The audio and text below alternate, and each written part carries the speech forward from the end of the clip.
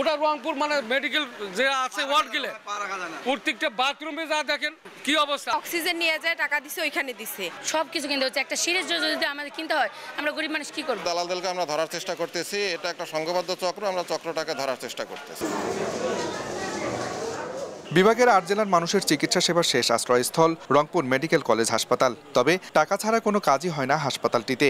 এছাড়াও পরীক্ষা নিরীক্ষা না করে মেশিনপত্র বন্ধ রাখা সহ রোগীদের কাছ থেকে হাসপাতালের বিনামূল্যের ওষুধ বিক্রির মতো অভিযোগও রয়েছে। আমরা যদি বলি ম্যাডাম আমাদের ডায়াবেটিস চেক করেন বা প্রেশার চেক করে আসেন, এইটা করেন, ওনারা আমাদের কাজটা দেয় না। আমার মাকে আমি এখানে আনি ফুলরে সহায় রাখছি, এবং কোনো ডাক্তার দেখতে আসেন এই জায়গায় কোনো ওষুধপাতি কিছু দেয় না। আগে টাকা দিতে হয়, অক্সিজেন নিয়ে যায়, টাকা দিছে ওইখানে দিছে।